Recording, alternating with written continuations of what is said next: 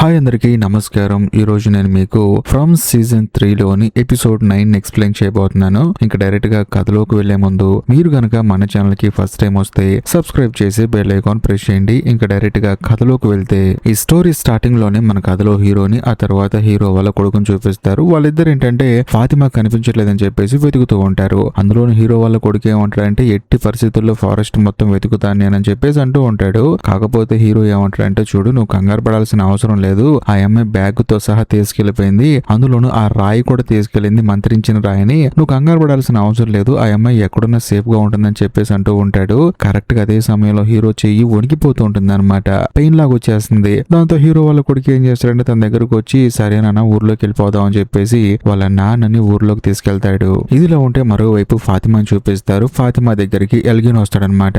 తనకు కావాల్సిన కొన్ని బట్టలు ఇంకా ఎక్స్ట్రా పిల్లోస్ ఇవన్నీ తీసుకొని వస్తాడు. దాంతో ఫాతిమా ఏమంటుందంటే నా మాట విను, నేను ఇక్కడి నుంచి వెళ్ళిపోతానని చెప్పేసి అంటూ ఉంటుంది. కాకపోతే ఎల్గిన్ ఏమంటాడంటే నీకేం అర్థం కావట్లేదు, నేనేమన్నా నేను కిడ్నాప్ చేసి తీసుకొచ్చానా, నీ మంచి కోసమే తీసుకొచ్చాను, నీ కడుపులో ఉన్న బేబీ కోసం తీసుకొచ్చాను, నువ్వు చాలా జాగ్రత్తగా ఉండాలి, మంచి ఆహారం తీసుకోవాలి, అందుకని తీసుకొస్తే నువ్వేంటి ఇక్కడ నుంచి వదిలి వెళ్ళిపోతానని చెప్పేసి అంటున్నావు అని చెప్పేసి తన రక్తాన్ని ఒక బాటిల్లో పట్టి తీసుకొస్తాడనమాట. దాన్ని చూపిస్తాడు. అందులోనూ ఫాతిమా ఏమంటుందంటే చూడు, నీకు కనిపించినదేమే నాకు కూడా కనిపించింది, అంత మంచిదేమేం కాదు, అందులో నేను ముసలావుని చంపేశానని చెప్పేసి అంటంతో ఎల్గిన్ ఏమంటాడంటే నీ కడుపులో ఉన్న బేబీ ఆకలిగా ఉంది కాబట్టి, అందులో నువ్వు సరిగా తినట్లేదు కాబట్టి నీ కడుపులో ఉన్న బేబీ కోపం వచ్చేసి ఆ ముసలావుని చంపేసింది, నువ్వేం చంపలేదు కాబట్టి ప్రశాంతంగా కడుపు నిండా భోజనం తిను, ముందు రక్తం తాగని చెప్పేసి అంటంతో ఫస్ట్ ఫాతిమా తాగనని చెప్పేసి అంటుంది. కాకపోతే ఆ తర్వాత ఏదో కూల్ డ్రింక్ తాగినట్లు తాగేస్తూ ఉంటుంది.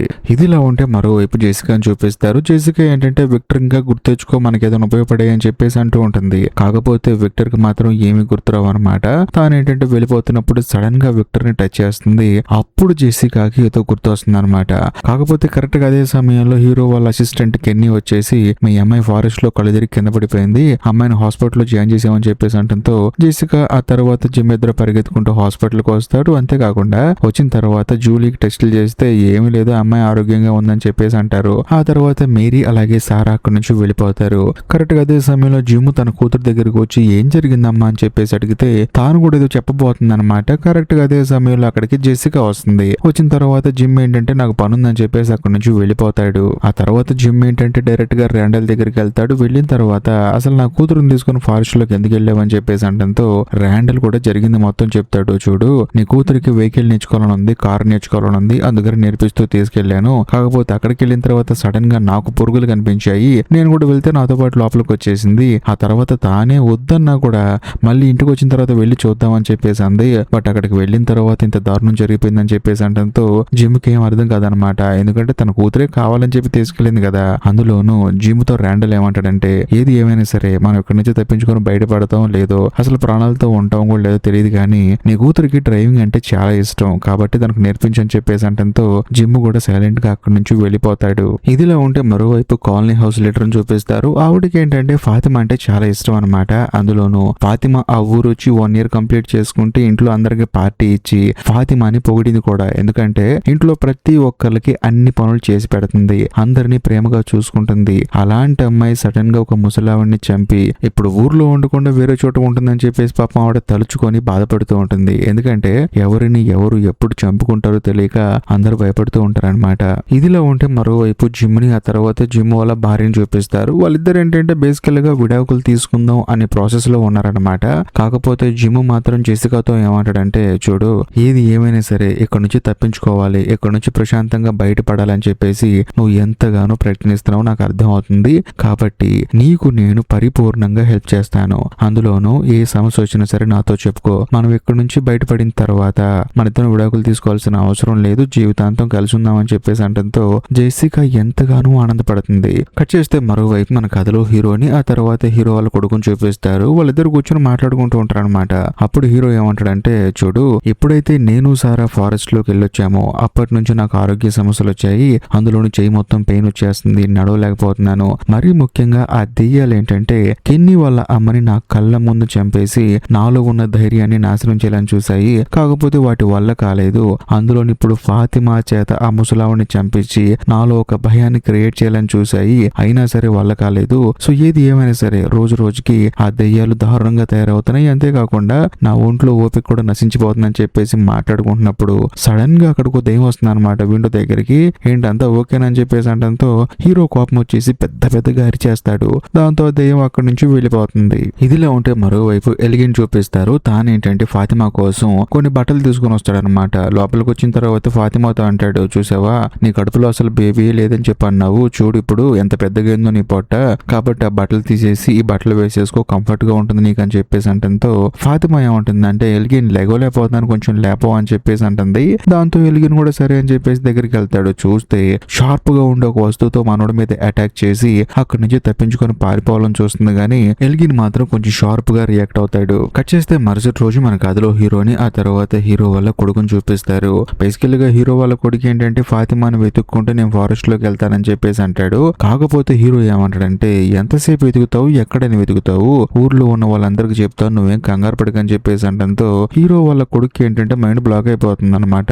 ఏం మాట్లాడుతున్నావు నానా, తన గురించి ఊర్లో వాళ్ళకి తెలిస్తే ఎలా ఫీల్ అవుతారు తెలిసే వాళ్ళు అని చెప్పేసి అంటంతో డీల్ చేయాల్సిన విధంగా నేను డీల్ చేస్తాను, నువ్వు కంగారు పడకని చెప్పేసి అంటూ ఉంటాడు. కరెక్ట్ గా అదే సమయంలో అక్కడికి సారా వచ్చేసి ఫాతిమా మిస్ అయిపోయింది కదా అని చెప్పేసి అంటూ ఉంటుంది. హీరో వాళ్ళ కొడుకు ఏంటంటే నీకెలా తెలుసు, డోర్ దగ్గర ఉండి మొత్తం విన్నావా అని చెప్పేసి అంటంతో హీరో కోపం వచ్చేసి ఆ అమ్మాయి ఏం చెప్తుందో పూర్తిగా వినరా బాబు అని చెప్పేసి అంటాడు. దాంతో సారా కూడా చెప్తుందన్నమాట, నాకు మళ్ళీ సౌండ్స్ వినిపించాయి, ఇంతకు ముందు ఎలాగైతే దెయ్యాలను కాంటాక్ట్ అయ్యాయో అలాగే నా చెవులో చెప్తూ ఉన్నాయి, ఫాతిమాని ఎవరో తీసుకెళ్లారంట, తనని దాచిపెట్టారంట, తనని పట్టుకోవడం మీ వల్ల కాదంట అని చెప్పేసి అంటుంది. అదంతా విన్న తర్వాత హీరోకి ఏం అర్థం కాదు. బేసికల్ గా మళ్ళీ సారాతో ఆ దెయ్యాలు కాంటాక్ట్ చేయడం స్టార్ట్ చేశాయని చెప్పేసి తనకు కూడా ఒక చిన్నపాటి భయం స్టార్ట్ అవుతుంది. ఇదిలా ఉంటే మరోవైపు విక్టర్ ని చూపిస్తారు. తానేంటంటే తను వేసిన డ్రాయింగ్స్ కలెక్ట్ చేసిన వస్తువులన్నీ కిందకి ఇసిరేస్తూ ఉంటాడు. బేసికల్ గా అవన్నీ ఎందుకు కలెక్ట్ చేశాడంటే ఇక్కడ నుంచి తప్పించుకోవచ్చు అని చెప్పేసి ఉద్దేశంతో కలెక్ట్ చేశాడు. కాకపోతే అవేవి ఉపయోగపడిపోయేసరికి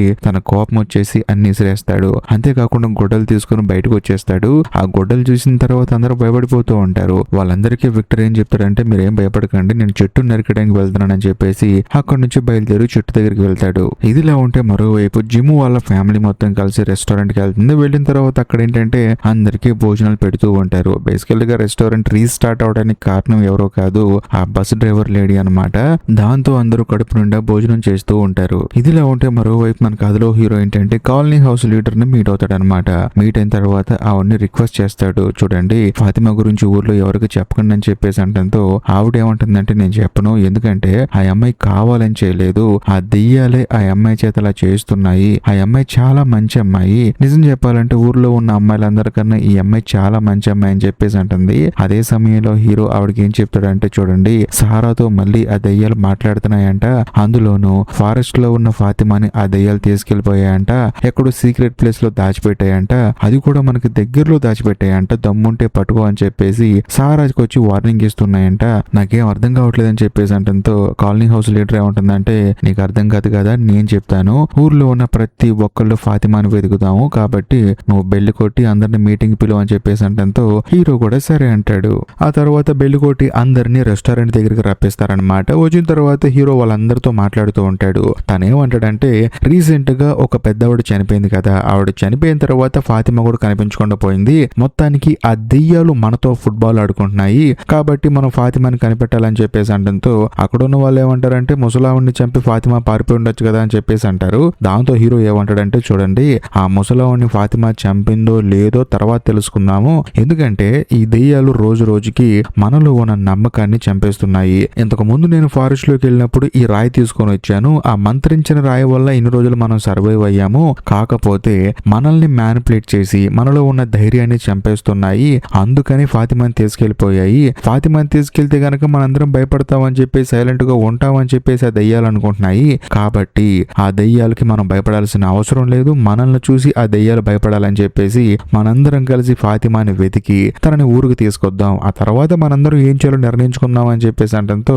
ఊర్లో ఉన్న వాళ్ళందరూ ఏంటంటే ఇదేదో బాగుంది కదా అని చెప్పేసి సరే అని చెప్పేసి అంటారు. ఆ తర్వాత హీరో ఏమంటాడంటే అందరూ ఫాతిమాని ఒకే చోట వెతకకుండా రకరకాల ప్లేసులకి వెళ్ళి వెతకండి, అప్పుడే ఫాతిమా దొరికే అవకాశం ఉందని చెప్పేసి అంటంతో అందరూ సరే అంటారు. అదే సమయంలో జిమ్ ఆ తర్వాత ఈతన్ ఏంటంటే వాళ్ళిద్దరు కలిసి వెతకడం మొదలు పెడతారు. అంతేకాకుండా జెసికా ఆ తర్వాత జూలీ వాళ్ళిద్దరు కలిసి వేరే వైపు వెళ్ళిపోతారు. అంతేకాకుండా హీరో ఆ తర్వాత హీరో వాళ్ళ అసిస్టెంట్ వాళ్ళిద్దరు కలిసి వెతకడం మొదలు పెడతారు. కాకపోతే హీరో వాళ్ళ కొడుకు ఏంటంటే ఒక్కడే మిగిలిపోతాడు ఉంటాడనమాట. తనకంటూ పేరు ఎవరు ఉండరు. కానీ సడన్ గా ఎల్గిన్ గాడు అమాయకుల్లా వచ్చి ఏంటి మనద్దరం కలిసి వెతుకుదాం అని చెప్పేసి అంటాడు. దాంతో హీరో వాళ్ళ కొడుకు కూడా సరే వెతుకుదాం పదా అని చెప్పేసి అంటాడు. ఇదిలో ఉంటే మరోవైపు బేస్మెంట్ లో ఉన్న ఫాతిమాని చూపిస్తారు. తానేంటంటే నడవలేక అనుకోకుండా కాలు జారి కింద పడుతుంది. చూస్తే కింద ఏదో సౌండ్ డిఫరెంట్ గా వస్తుంది అనమాట. అదేంటని చెప్పేసి తవ్వి చూస్తే అక్కడ ఒక డోర్ ఉంటుంది. ఆ డోర్ ఓపెన్ చేసుకుని లోపలికి వెళ్ళిపోయి అక్కడి నుంచి తప్పించుకొని పారిపోదాం అని చెప్పేసి ఆ అమ్మాయి ఆ డోర్ ఓపెన్ చేయడానికి విపరీతంగా ట్రై చేస్తూ ఉంటుంది.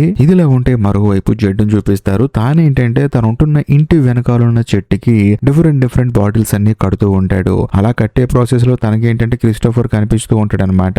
అందులోనూ జాస్పర్ అనే బొమ్మని చేతిలో పెట్టుకొని. అంతేకాకుండా జెడ్ ఏంటంటే క్రిస్టోఫర్ తో మాట్లాడుతూ ఉంటాడు. అలా మాట్లాడేటప్పుడు సడన్ గా అక్కడికి విక్టర్ వాళ్ళ నాన్న వస్తాడు. ఎవరితో మాట్లాడుతున్నావు అని చెప్పేసి అంటంతో నేనేం మాట్లాడలేదండి, నా పని నేను చేసుకుంటున్నా అని చెప్పేసి అంటంతో ఆయన కూడా ఈ చెట్టు ఈ బాటిల్స్ అన్ని చూసి నా భార్య కూడా ఎలా కట్టేదయ్యా అని చెప్పేసి అంటాడు. అంతేకాకుండా ఊర్లో ఉన్న ప్రతి ఒక్కళ్ళు ఫాతిమాని వెతకడం మొదలు పెట్టారు కాబట్టి నువ్వు కూడా రావచ్చు కదా వెతకొచ్చు కదా అని చెప్పేసి అంటంతో సార్ నేను కొంచెం బిజీగా ఉన్నాను సార్ అని చెప్పేసి అంటాడు. ఇదిలో ఉంటే మరోవైపు విక్టర్ ని చూపిస్తారు. విక్టర్ ఏంటంటే గొడ్డలు తీసుకొని బయలుదేరాడు కదా, అది కూడా ఎక్కడికో కాదు బాటిల్ ట్రీ దగ్గరకు అనమాట. వచ్చిన తర్వాత చెట్టును నరికైపోతున్నప్పుడు సడన్ గా వైట్ కలర్ డ్రెస్ చేసుకున్న పిల్లాడు కనిపిస్తాడు. అందులోనూ ఆ పిల్లాడిని చూసి విక్టర్ ఏం ఆశ్చర్యపోలేదు. తన పని తను చేసుకుంటూ ఉంటాడు. కాకపోతే ఆ పిల్లాడు మాత్రం దయచేసి ఆ చెట్టు నరకొద్దని చెప్పేసి అంటూ ఉంటాడు. కాకపోతే విక్టర్ మాత్రం ఏమంటాడంటే ఈ చెట్టు వల్ల ఎటువంటి ఉపయోగం లేదు, ఈ చెట్టును నమ్ముకున్న వాళ్ళందరూ మోసపోతున్నారు లేకపోతే చనిపోతున్నారు అని చెప్పేసి అంటంతో అప్పుడు ఆ వైట్ కలర్ బట్టలు వేసుకున్న పిల్లాడు ఏమంటాడంటే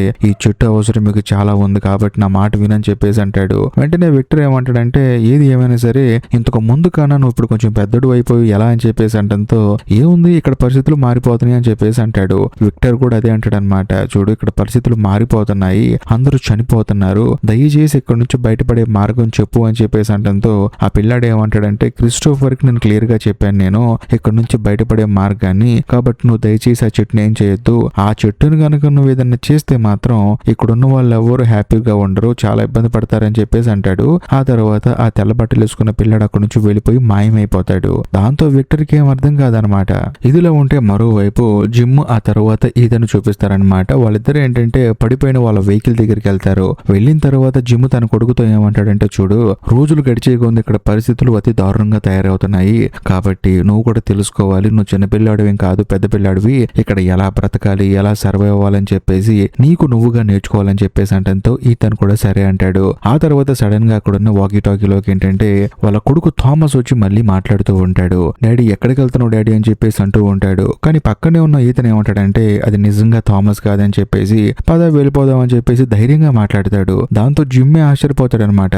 ఆ తర్వాత వాళ్ళిద్దరు అక్కడి నుంచి వెళ్ళిపోతారు. ఇదిలో ఉంటే మరోవైపు జెసికాని జూలిని చూపిస్తారు. వాళ్ళు ఏంటంటే ఇంతకు ముందు విక్టర్ ఒక కంటైనర్ లో ఉండేవాడు కదా, ఒకవేళ ఫాతిమా ఎక్కడ ఉందేమో అని చెప్పేసి వచ్చి చూస్తారు. చూస్తే కనిపించదు. అదే సమయంలో జూలీ కూడా జెసికాకి జరిగింది మొత్తం చెప్తుంది. ఇలా గృహలోకి వెళ్ళానమ్మా, అక్కడ సంఖ్యలతో చాలా మంది కనిపించారు, మేరీ ఆ తర్వాత ర్యాండల్, అందులోనూ వాళ్ళిద్దరు సరంగా మాయమైపోయిన తర్వాత ఒక ముసలాయన కనిపించాడు. కాకపోతే హైలైట్ విషయం ఏంటంటే నేను అక్కడి నుంచి తప్పించుకొని పారిపోయి బయటకు వచ్చేటప్పుడు లోపల నువ్వు విక్టర్ మాట్లాడుకుంటున్న మాటలు వినిపించాయి నాకు, అసలు అది ఎలా సాధ్యం అని చెప్పేసి అంటుంది. అందులోనూ ఇంకా కొంచెం ముందుకెళ్తే చిన్న పిల్లలు అరుస్తూ ఉన్నారు, అది కూడా డిఫరెంట్ గా అరుస్తున్నారు, ఆ మాట నాకు గుర్తు రావట్లేదు అని చెప్పేసి అంటంతో వెంటనే జెసికా ఏమంటుందంటే అంగుయే కదా అని చెప్పేసి అంటంతో జూలీ కూడా అవునమ్మా అని చెప్పేసి అంటుంది.